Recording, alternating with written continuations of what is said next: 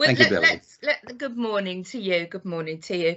Let's kick off then. So, I mean, first of all, thank you for taking the time to join us all today. There's a few people here I've not met, so obviously just to introduce myself, my name is Bev Wallman. I work for New Anglia LEP and I work as the skills broker here. So what I'm going to do is just very quickly run through the agenda.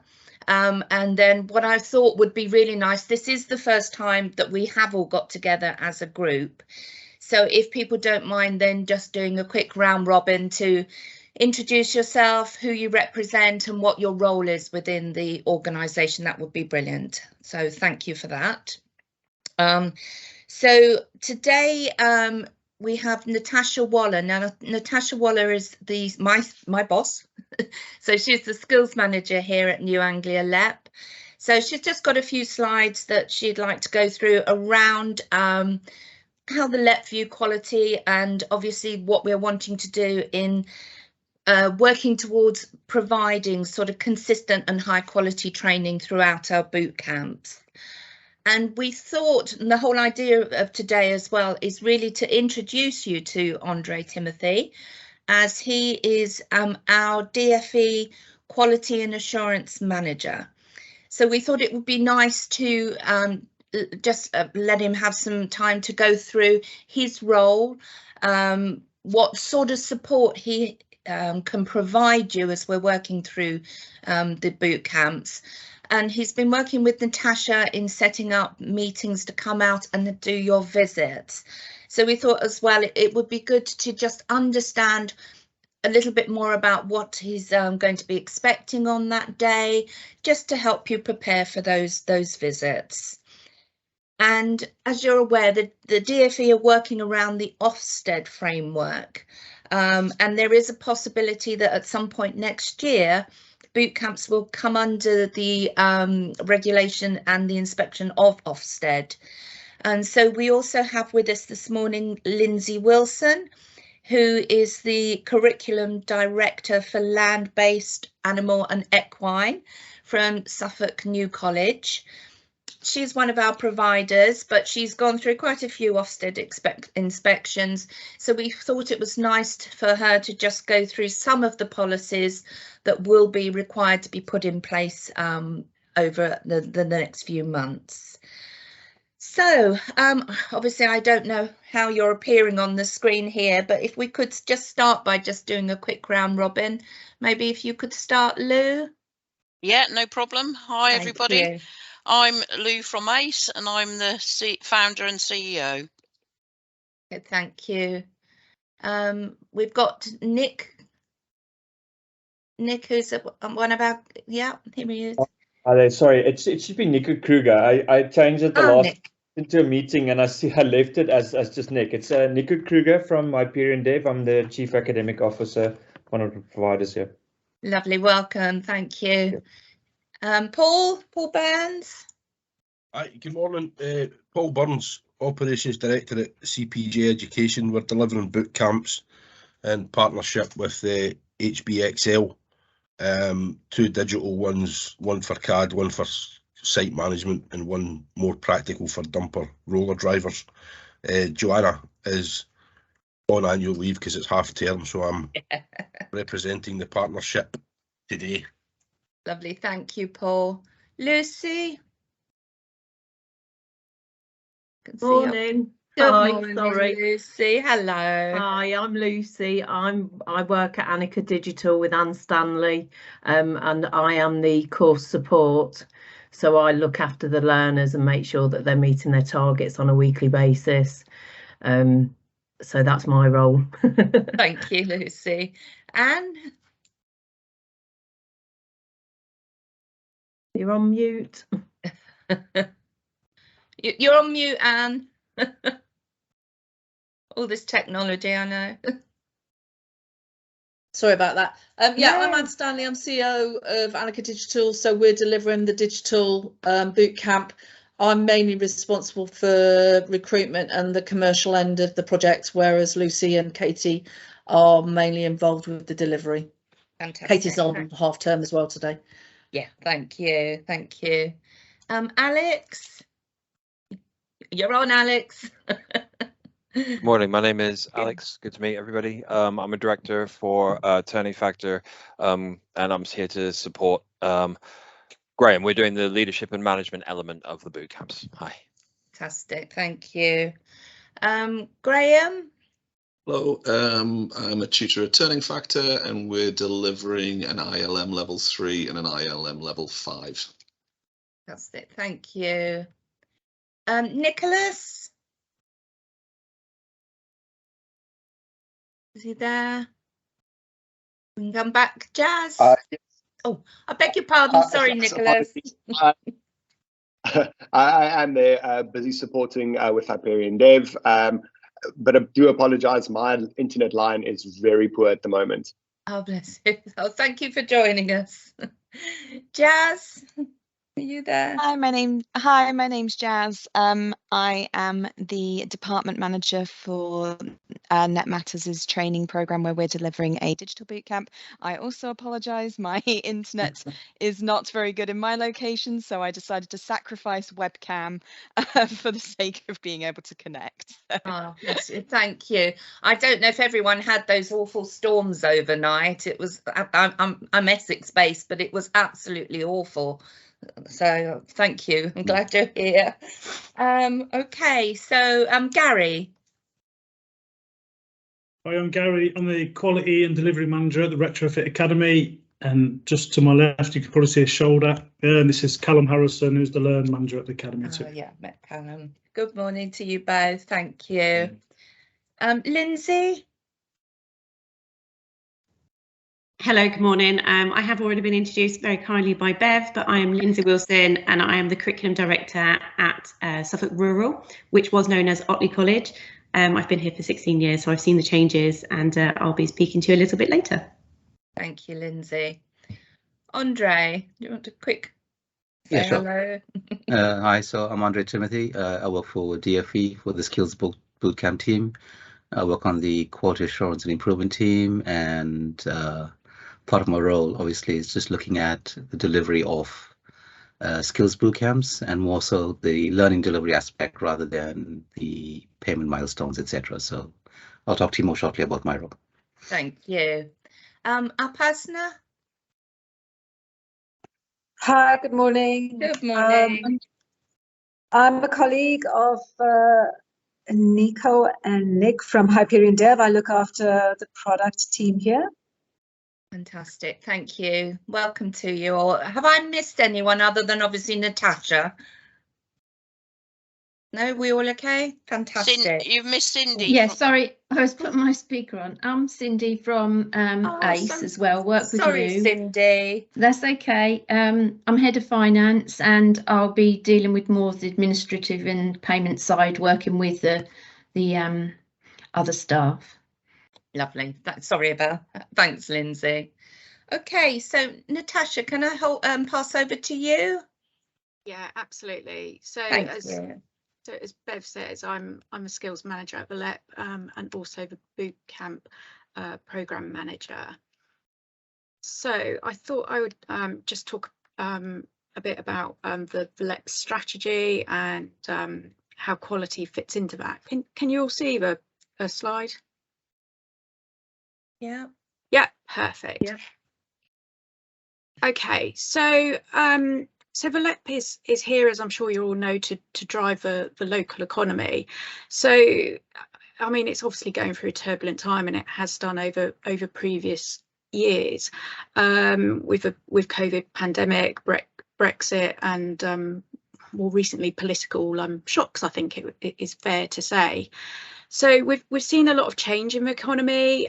Transport patterns have changed when we went into lockdown, and you know, they've never got back to where they were, and I don't think they will. People have evolved, haven't they? Digital has become far more important, and it's really started to make us realise how we need to up the digital skills at all extents, but both from a higher level down to the ground levels, and digital isolation is a major issue within Norfolk and Suffolk.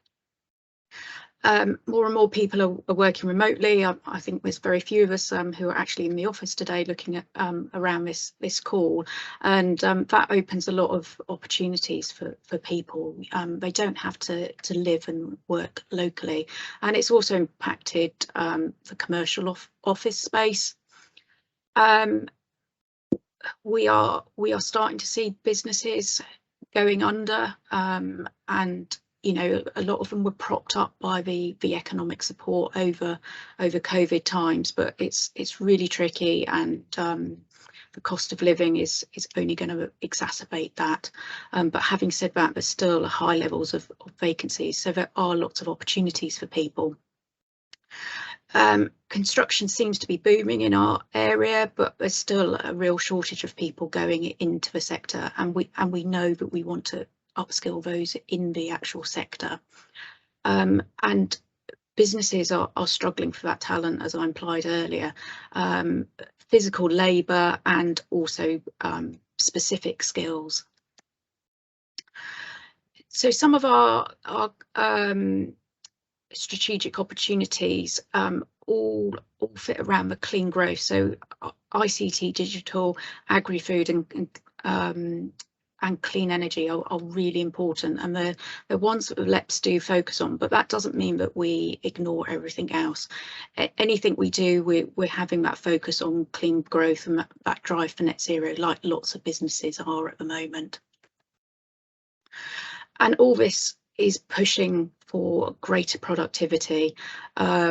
We lag behind in this area, and a lot of that is to do with skills levels and wage levels. We're still a low skilled, low wage economy, and we desperately want to address that, and boot camps fit into that.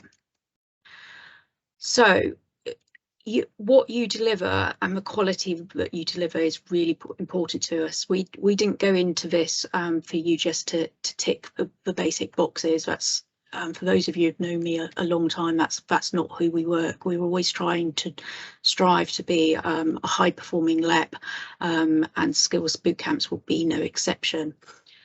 We want it to be a trusted and respected model of training. There is quite a buzz around Skills Bootcamps, both locally and nationally, and we really want to make the most of those opportunities. We want people to have those positive outcomes, either as individuals or for the businesses that individuals are working or going into. And we need people to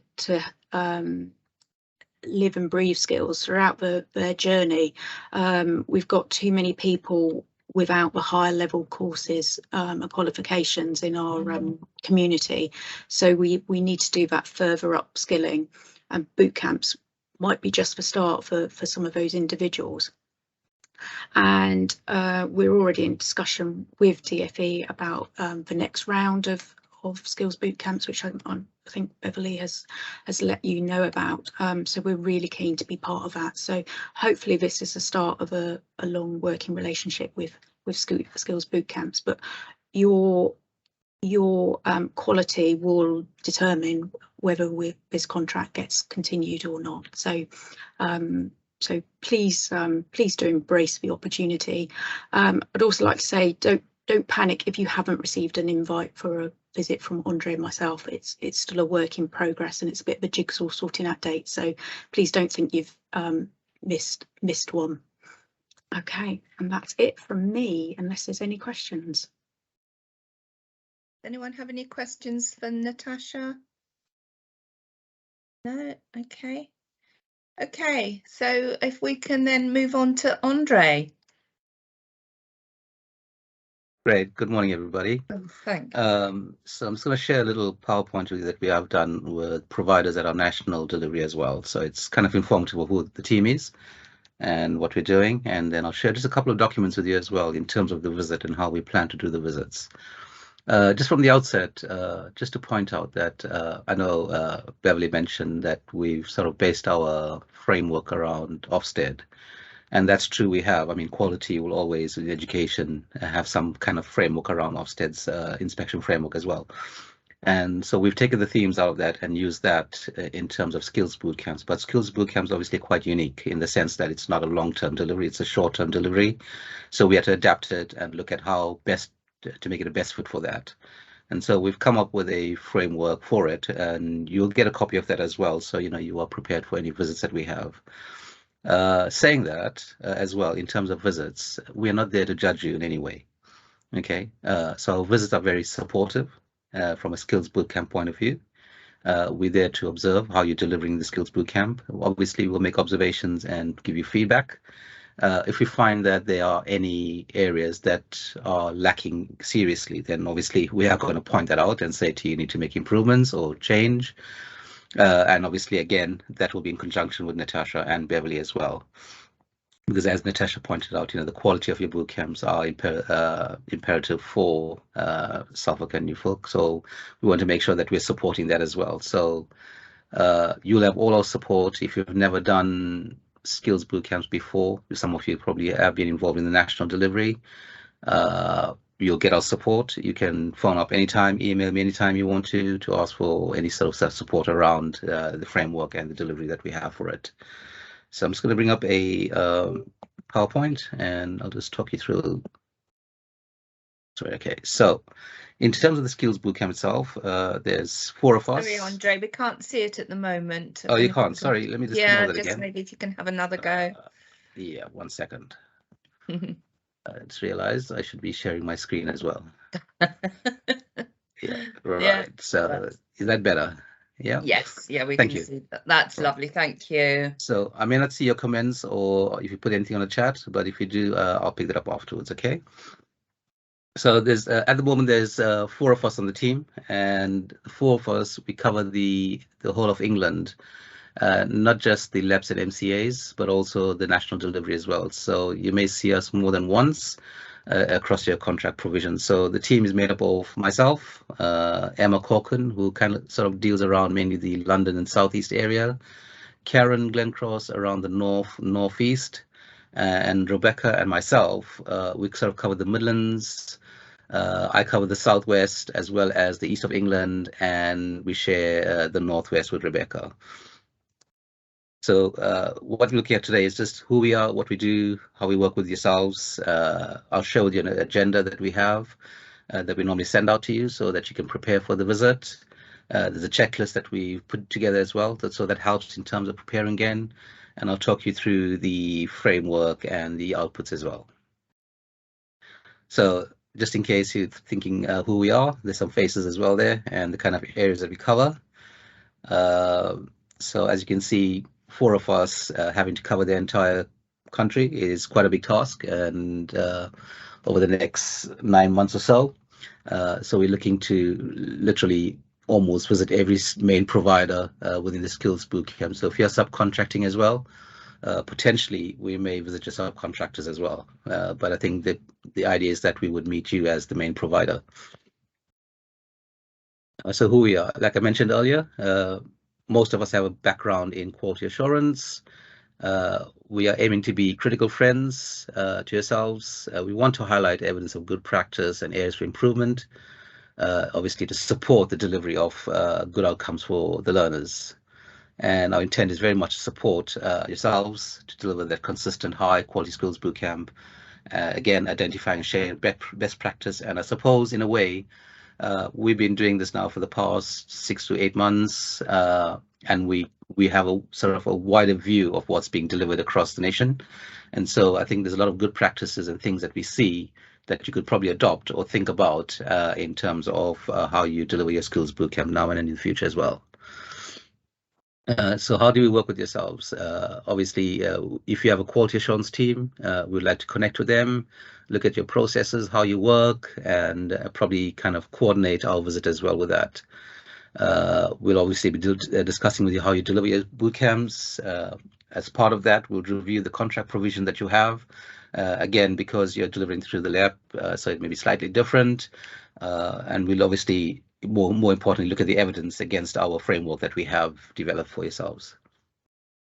So there's a few documents that we have. We'll send out a handbook, Beverly, to you, so you can distribute that. Thank you. That's nearly ready. As with government, I think there's always loops that we have to go through, and so I think probably by the end of this week we should have that ready to go.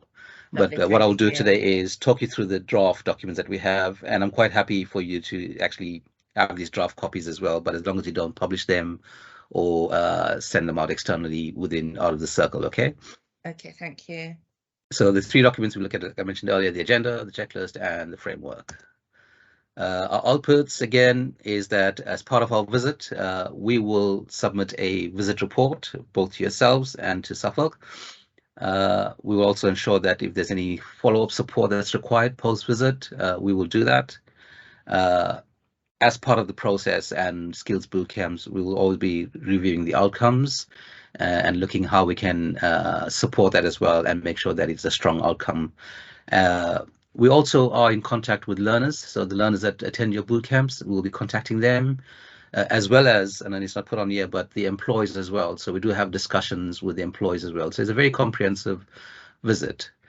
Saying that, it's a comprehensive visit, is that we just do the visit over 1 day. So it's very compact, it's very intense, and we'll try to gain as much information as possible. Where it's not possible, then we may do a follow-up visit just because we need to have that assurance that there is that quality around your delivery as well.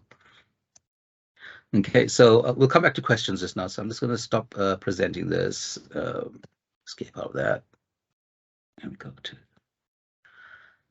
Any questions before I move on? But let me share these documents with you first, and then I suppose any questions that you have, we can come to that. Well, I'll talk you through the framework first. So in terms of the framework, again, these are the kind of 6 quality areas, and we're looking at the curriculum being fit for purpose. We look at the planning of the curriculum, how it's planned, how it's been consulted. Within Skills Bootcamp, obviously, we're looking to see the employee engagement in terms of the design. And obviously the level of your skills bootcamps as well. I think most of them should be level 3, I think, except for construction, level 2, etc. So we need to see that your bootcamps are mapped to an accredited qualification or at least industry standards, and at least you're sort of showcasing some raw power around it as well. The design obviously must have clear aims and objectives. We'll be looking for that. There should be opportunities within that curriculum showing that learners are acquiring new skills, knowledge and behaviors, and which could be differentiated in terms of suiting the learner needs as well. So it allows them to progress to their identified positive outcomes within those employer organizations. There should be evidence of planning for assessments and feedback throughout the schools bootcamps. As a side project, I've got looking at capturing learner feedback as well.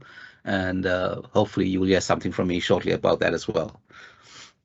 The second area that we're looking at is the quality of the teaching and learning. Here again, we're looking at aims and objectives, making sure that each session that you plan and deliver has identified the aims and objectives. It should be clear, as differentiate where there's a need to build on previous learning as well. Teaching, we look at the teachers being qualified to deliver the subjects. Again, they don't probably not need to have a teaching degree or whatever it is, but as long as they have industry experience as well and are suitable for that, and you can show that they are people that are relevant for this. Obviously, teachers will contribute to the development of knowledge, skills, and behaviors throughout the planned sessions. You can read through this if you want to, but we're looking for collaboration of and clear evidence of, there's that employer engagement as well throughout this as well. Sorry, we're looking Andre, at, are you actually yes. are you presenting something there, or are you just because I'm we just can't? talking through it. But you're just talking. I was going to say yeah. we can't see anything. Do you want to see the screen? I don't mind sharing it. Oh if no, you no, want. no. If it's just your notes, I'm just sorry. Yeah, I don't mind. Let's No, get carry it on. There we go. So in terms of assessments, your initial assessments should be conducted with learners to identify the starting points. And obviously starting points are used for interventions or, differentiation of tasks within the programs. And it's helping learners to kind of identify and mitigate any risks that they have from achieving their results and the outcomes. As I mentioned earlier, in terms of, the assessments and RAPA and the accreditation, etc., that should be in place. Feedback, I mentioned earlier again, is about there being an effective and robust process to gather that information. It should be constructive, obviously helping to implement and design, your programming again around the curriculum as well. The activities, there should be engaging activities embedded within sessions. We've been to a couple in the past, and where just seeing a teacher kind of ramble on. There's very little kind of engagement with learners, and the activities within that curriculum as well hasn't been, it's just been like an off-the-shelf kind of delivery. And we'd like to see something that's, more interactive, that engages with learners. There's a blend of learning. So if you're doing online, we understand that some of the courses that you're delivering are totally online. But then again, it can be engaging, and I think you need to be creative about how you do that. If you're doing blended learning, again, it's how you kind of interact with the learners through that as well.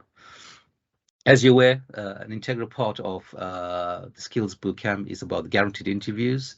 So ensuring that learners are getting the interviews, but as part of the process as well is kind of looking at how you can support learners to be prepared for those life-changing moments, so that interview. So maybe having some mock interviews, some role play, some presentations to kind of engage the learners with that. But there may be some learners who have never had an interview that's coming into the Skills Bootcamp. Some people may have been out since COVID and just thinking about how to get back into work and seeing this as a good opportunity. So I think offering them the support and wraparound features will be great. Resources, I think, again, there should be a full range. Look at the licenses that for certain programs or software or tools, if you're delivering anything that's related to that. We look at the positive outcomes, and again, positive outcomes are the destinations of learners. There should be a good engagement with learners to ensure that they are reaching the place that they need to get to. And that obviously is demonstrated through the delivery of your Skills Bootcamp. We're looking at are the learners fully engaged, learner engagement, there's target setting, there's support, so your IAG should be robust and should be a good starting place for your Skills Bootcamps for learners to understand what's expected of them, what information is required of them, and obviously your initial assessment points determining the learner starting points and additional needs. Obviously, we will talk to you as leaders and managers as well, just making sure that you are engaged, that you are ensuring that there's evidence of effective quality assurance processes within your own organization as well, in terms of delivery. Your strengths, your weaknesses, and in all of this process, we're really asking for you to be honest with your conversations with us. The more open and honest you are, the more supportive we can be. So, like I said at the beginning, we're not there to kind of hold a rod over your back, but very much to kind of support you. So those are the kind of 6 areas that we are kind of looking at. In terms of our support or checklist, so we'll send out a document similar to this or this document. And again, it'll have checkpoints and you can put any actions against it. So, you're planning before the visit, at visit, what you need, your policies and systems, access to that, access to documentations that we may request, ensure that the staff that we want to meet are available and there's a schedule for them to meet with us. Sometimes we understand people like employers that we want to talk to that are engaged in your delivery bootcamp may not be able to be present at your site. So I'm quite happy, and as my team as well, we are quite happy to have that online conversation through Teams or Zoom, etc. Again, the learners that we'd want to speak to as well, if we do nominate a list of learners, we'd like to make sure that they're available as well, either through telephone, Teams, or in person. There's a section for feedback and post-visit, what happens. So that's the checklist document that we have. And then finally, this is the kind of agenda. So just ignore the timings. I know that we put some timings there just because, again, it's a day visit. And so we're trying to make sure that we kind of contain everything we can within the time. So at the start, we look at meeting, obviously, with managers, your senior managers. If you are obviously running it and you have a vested interest in it as well, we want to speak to you, your curriculum managers, and other staff that we feel will be beneficial. So we'll probably let you know as well in advance. The discussions normally is around the curriculum being offered, your guided learning hours, employees that are being involved, and feedback. We'll take some time out just to review evidence, and thereafter we'd want to talk to your tutors or practitioners and other staff that we feel that will be beneficial again. So again, we'll let you know on the day or prior to it as well. In terms of observation of teaching and learning, ideally, we'd like to be attending some of your classes. Again, if you're doing online, that's great because we can just log on and view those. If you've actually got a face-to-face class running, then again, I can make arrangements to visit them if there's more than one that I need to visit. But on the day, I think I'd like to visit one. So when we're planning the visits as well, just try and make sure that you have classes that are running. And if you don't, then let us know so that we can coordinate those dates as well. Obviously, we want to meet with learners, meet with employers, and again, those two groups can be via Teams. At the end, I will sit down with you and give you a verbal feedback around the observations for the day. And obviously, whatever I feedback to you on that day will be the same that will come through the report that I'll write out and send to you as well. So in a nutshell, that's kind of the agenda. And again, the timings again can be flexible. We can switch around just to make sure that, you know, yeah, whatever suits you best on the day. So we're not going to kind of be too pushy about seeing certain person at certain times, etc. It's just a matter of making sure that it's a suitable time for everybody as well. So I think that's clear enough in terms of our approach, what we want to do, what we want to see. And hopefully that's an easy enough journey for you too as well. So, you know, don't be afraid of meeting me or anybody on my team. Like I said, it's really supportive and we want to understand Skills Bootcamp and make sure that it gets better each time we kind of roll out the Skills Bootcamp. You may find, just as a point of note, that if you're delivering in more than one kind of area, say maybe you've got a national delivery and you're delivering through LEP as well. So I know some of you probably will fall within my remit if you're delivering both. So what I will do is coordinate the visits so that, you know, it's one visit rather than you're having 2 or 3 different visits from different individuals. You may find that, say, for example, you're delivering in Suffolk and you may have a delivery in Yorkshire, for example. So rather than my colleague who's also in Yorkshire visiting you at the same time, we could just coordinate it so there's one visit and we have a sort of an a holistic view of what you're doing as well. Okay. Brilliant. Is there any questions? Anything that you probably need some clarification on, or you feel? Yes, Lindsay. Two very brief ones. And the report, where does the report get published or who's shared with? Right. So the reports are not published anywhere on the websites, etc. So that'll be specifically for you and for Suffolk. So it's very much, again, an observation report and commentary around your delivery around those 6 areas that I mentioned. And again, if there are anything that we find that you are lacking in, so we'll make a recommendation. If it's bad and really needs some support around it, then we'll put an action into it. So if you're delivering a national contract as well, then at that point, I think I would also inform your contract manager. So as well. So if you're just delivering to Suffolk, then that will just stick with Suffolk and yourself. But if it's a national contract as well, then it will go out to your contract manager. Lovely, thank you. And the second one was one of our courses is arboriculture, and we work off-site on some of the days in local large estates doing like obviously tree work. Would you be willing to kind of go off-site to see some of the practical lessons in situ? Absolutely. You know, I would be more than happy to do that. If you give me enough notice, you know, I can just coordinate all of that and make sure. So getting out is not an issue for us because, again, like I said, we want to really have a good understanding of what's being delivered. And it's not about finger pointing at you, but rather about understanding the learning delivery, whether or not the policy that we've developed for Skills Bootcamp is effective. And at the same time, and most importantly, that your learners are benefiting from the Skills Bootcamp. Lovely. Thank you very much. You're welcome. Alex.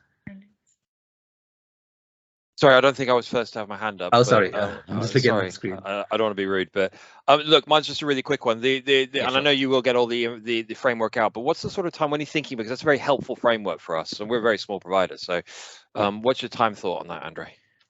Like I said, I can send that out to you now, the draft copy. Brilliant. That's not an issue. And then in terms of visits, obviously myself and Natasha are coordinating that.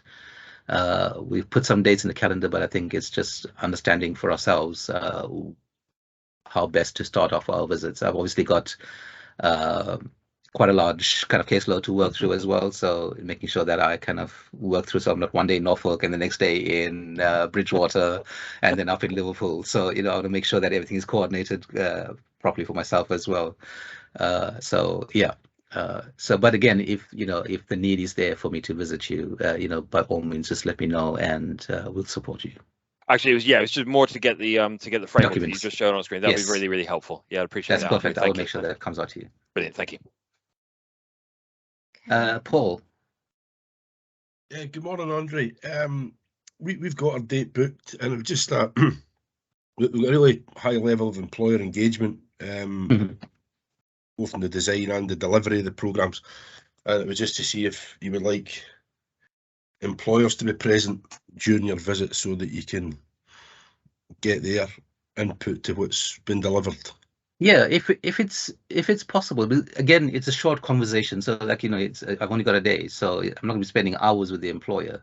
So if it's helpful on the day, if I've got a room that I can sit in, a private space, and I'm hooked up with them on a Teams call, that could be as useful as being face to face as well. So it's up to you how you want to coordinate that. If your employer is quite local to you. Like the other day, I visited somebody up in was it Liverpool, and the site that I was doing HGV visit, and the site they were on, the employer was right next door to them. So we strolled across to the employee site and sat down in his office and had a chat. So it depends on yourselves, how feasible it is and how easy it is to kind of manage and coordinate that. But like I said, I'm not fussy with the employers and the learners. If it's face to face, then they're on site. I can talk to them. But if it's an online class and you're doing a totally online delivery, then it makes sense probably just setting up a Teams call. Thank you. Thank you. And Anne? Yeah. Hi. Hi. We've got a strange situation because we're delivering a qualification that's already been digital marketing qualification, which has already been sort of developed and has employer involvement. And the other thing is that the majority of the people that have signed up to our course are either self-employed or unemployed. There's very little employers that are actually supporting them. And I think that's because a lot of people are either using it to develop their own business or for their next career.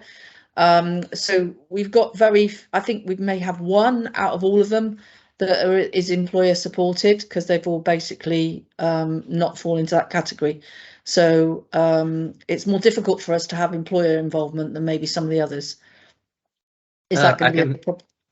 Yeah, I can have a conversation with you about that, because again, there has to be that level of employee engagement with Skills Bootcamp. That is a primary requirement. Because the whole point is that the learner goes through the Skills Bootcamp. It's intensive, it's short. They get that guaranteed interview. Obviously, we can't guarantee that they get a job, but that employee engagement is around probably. So, for example, your digital marketing course that you've designed, there should be some kind of employee influence on that, because those are kind of specific individuals that you have that are quite unique, isn't it? The self-employed, we understand the journey will be different, but again, you should be showing that, at the end, when the outcomes and progression is noted, that they've taken the skills from that bootcamp and applied it, and you can evidence that, that's worked for them. So is it worth us involving people that are likely to offer jobs rather than the people that the employers are the people that are on the course at the moment? Because effectively, most of them haven't got an employer supporting them. Okay, can we take this up separately? Yep. Is that Pick okay, up later. Natasha? No problem. Yep. Yeah. Okay, and then Jazz. Hiya. So yeah, I was basically wondering, when it comes to the day, all of our courses are delivered remotely, and even one of our teachers talking about. You broke it up. Oh, sorry. Can you hear me now? Yeah. Okay, so you mentioned that all your classes are remote, and that one of your tutors are also remote. Yeah. Yeah. in a visitation context, like if you're coming out to visit us for the day, but people are remote, would it be better to kind of have scheduled calendar Teams meetings where you sort of join us for our online courses, join us for our, you know, one-to-ones, and then have meetings with the team? Exactly.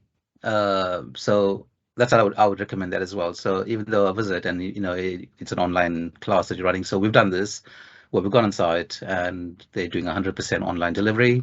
So we've obviously met with the leadership management, we've met with some of the tutors that were on the site, but at the same time other tutors that were remote. I think it was a cybersecurity delivery, and the tutors were up in Scotland, so we obviously couldn't get them down, but we had an online conversation, and it was same for the students as well. So as long as you can, the agenda should kind of help in terms of timings and making sure that, you know, you've got all the links, etc., ready, and the calendar scheduled for the visit. Okay, great, thank you. Thank you. Just to mention that I know for me, I think it's important that probably the first visit, I'd like to make sure that I meet with you in person. I've done that with most of my suppliers, just because I think having that first visit in person, I think helps to build that relationship, helps us to understand each other. And again, it's making sure that, you know, we work together. And then after that, you know, we can always have conversations by team calls, or if you want me to come on site, I'm quite happy to do that as well. Any more questions for Andre? No? Okay, thank you very much, Andre. I appreciate that. You're welcome. Do you want me to stay on, or do you want me to drop out? Entirely up to you. I think it might be nice because Lindsay's going to talk about policies and things. Brilliant. So okay. Yeah. If there's any other input that you'd like to give to that, that would be appreciated. Yes. Okay. Thank you. Thank you. So Lindsay, can I ask you to? You can. I'm just going to go to my share page, and I'm conscious of time. Yeah, no, that's fine. Thanks. Okay. Can everyone see the PowerPoint? Not at the moment. Yeah, here we are. Yeah. Okay. Brilliant. Okay, thank you. So I am conscious of time. So and I know that there is a Q&A part left at the end, so that anyone from the whole session can have that input. So very briefly, obviously my context is very different. I work in a college, which obviously we have 16 to 18 and adult provision on site. So we have a full rounded processes in place and policies that need to be followed. We do follow the Ofsted framework. We are doing inspection very soon as well. So we're all very excited. And we've recently, as a land-based college or a land-based campus, recently had a peer review from Landex, which again was very exciting, and we always welcome on site. Safeguarding. So I'm not going to go through bullet by bullet, and it obviously can be shared if needed. It's very brief, but just to talk about safeguarding policy in place and how important it is. But it's around the culture of safeguarding and the understanding of all levels, from governors all the way down to our learners, understanding what the safeguarding procedures are on our campus and how we embed them and how we follow them. And there's not a member of staff that couldn't be stopped on the campus that couldn't be able to tell you what procedures we put in place to support our learners.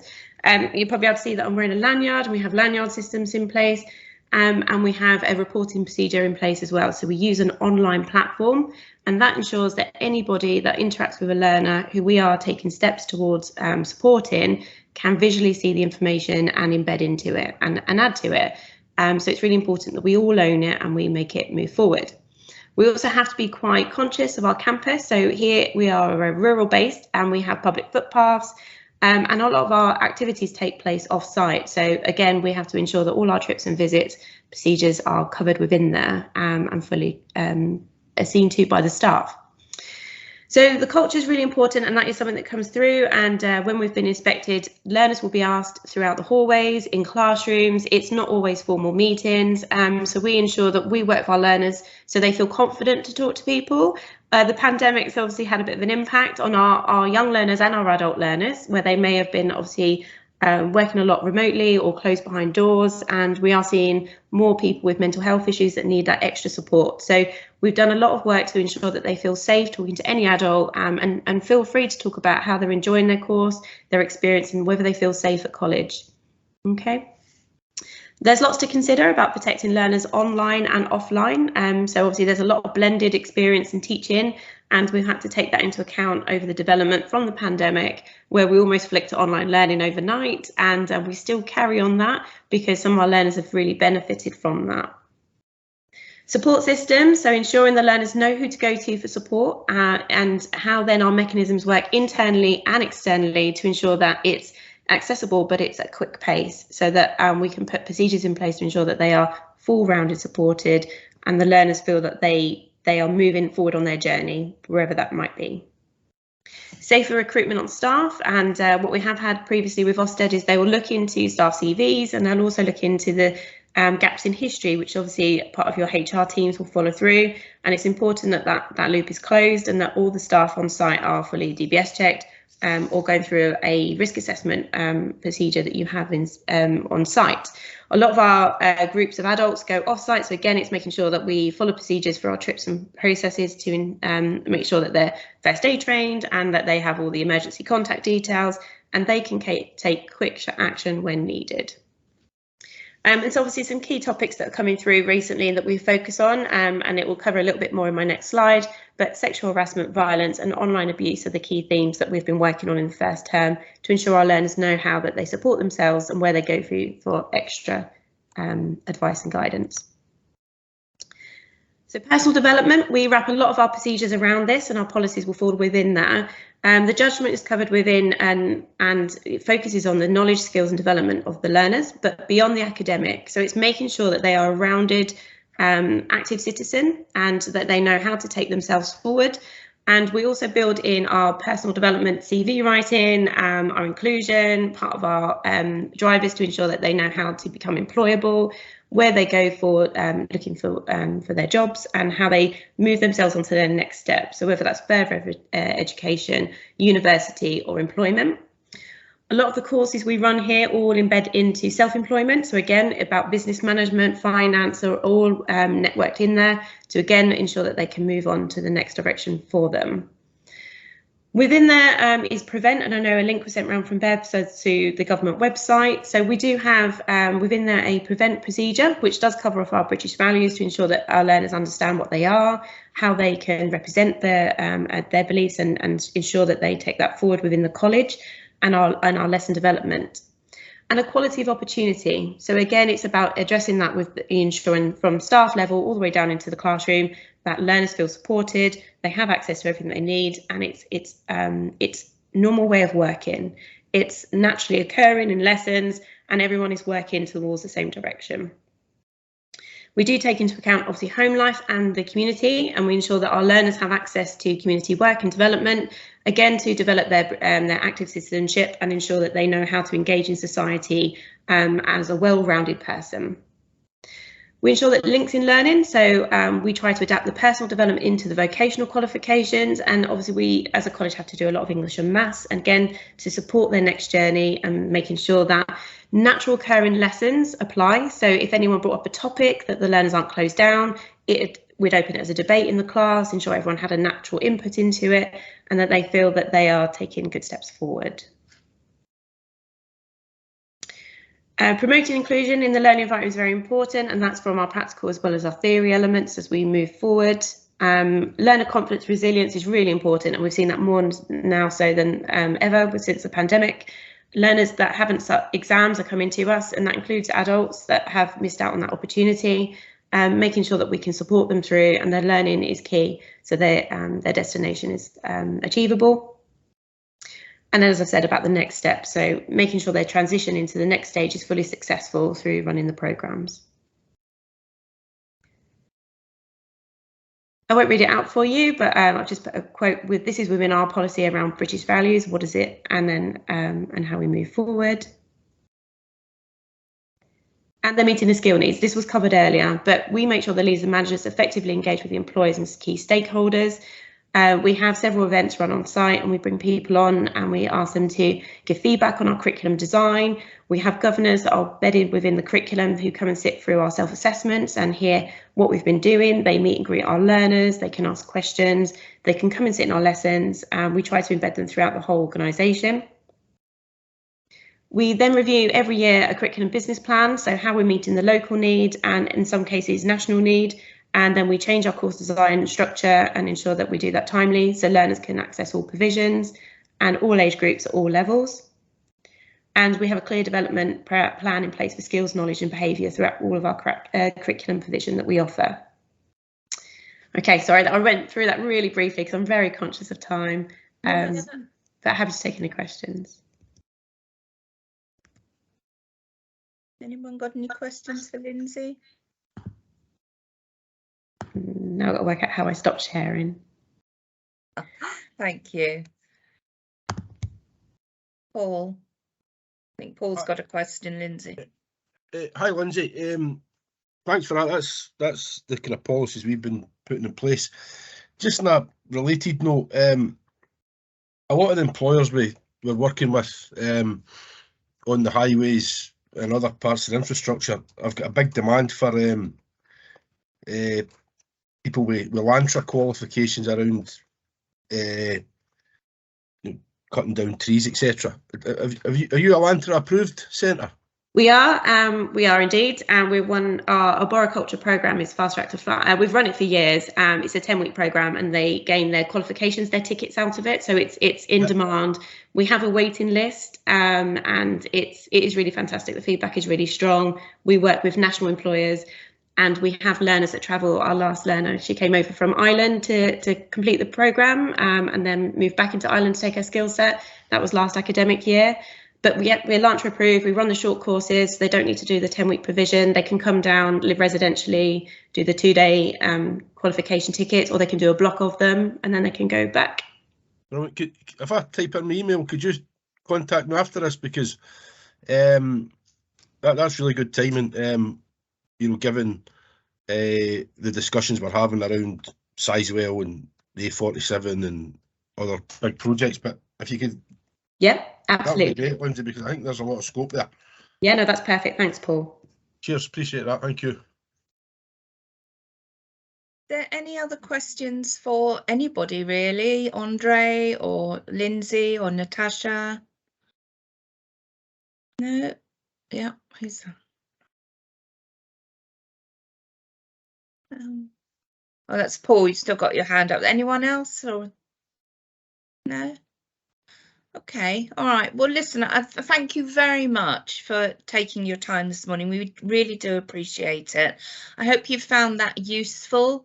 Andre, I think you're going to be getting the handbook over, aren't you, for me to distribute? Yeah, sorry, I was just looking at my emails. Natasha, I think I sent that to you last week. So that copy you can just forward that on to colleagues on the call.